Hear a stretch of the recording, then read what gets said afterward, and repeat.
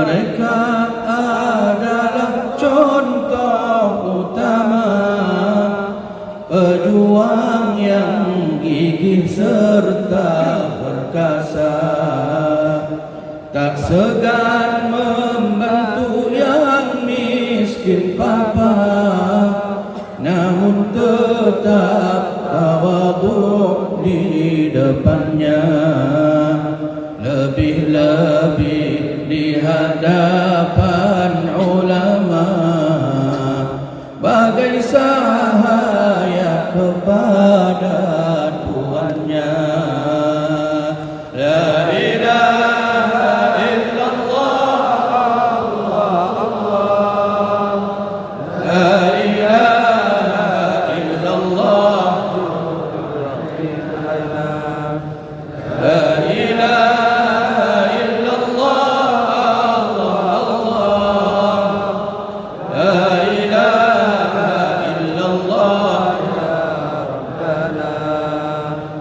la ilaha illallah, Allah, Allah, Rasulullah Muhammad Syafi'una.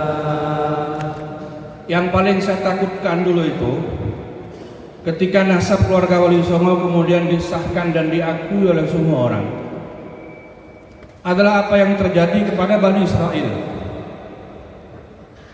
Mereka menjadikan nasab nomor satu, ilmu nomor sekian, sehingga ketika mereka merasa nasab itu nomor satu, mereka tidak akan menghormati ulama lebih daripada sesama nasabnya.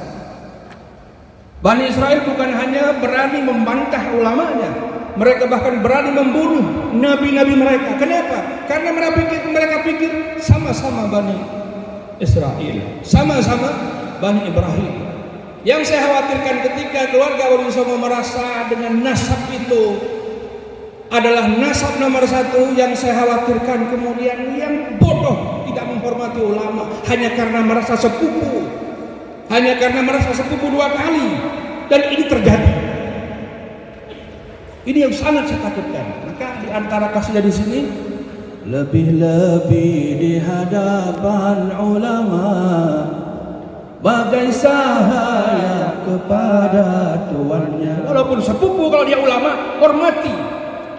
Apalagi guru, jangan anggap karena sepupu kemudian biasa-biasa saja. Ini yang saya khawatirkan. Maka kembali kita harus pegang teguh apa yang diajarkan leluhur, ilmu nomor satu, nasab nomor sekian. Bahkan tidak tahu nasabnya tidak apa-apa, ketimbang tahu nasab tapi menjadi sombong. La ilaha illallah, Allah, Allah, la ilaha illallah,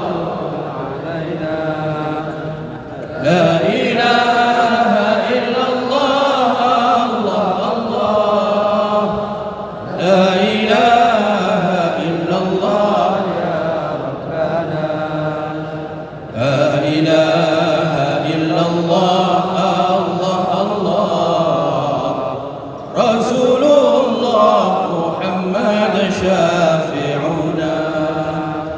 Leluhur kita tinggalkan kampungnya ke negeri yang lebih memerlukannya, tinggalkan harta serta martabatnya, mulai hidup baru duh letihnya, penuh harap agar keturunannya mewarisi perjuangan mereka. Leluhur kita datang ke Nusantara ini bukan karena tidak laku di negerinya, bukan karena susah nyari makan di negerinya, bukan cari makan di negeri ini.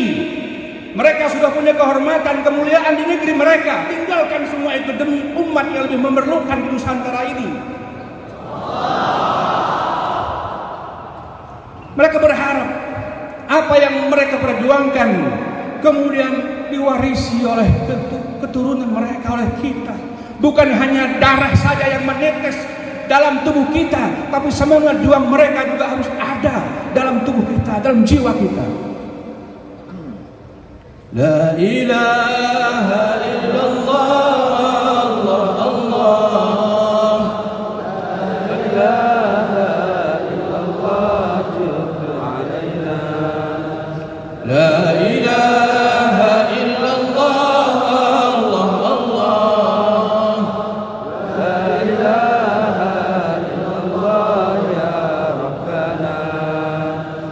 La ilaha illallah,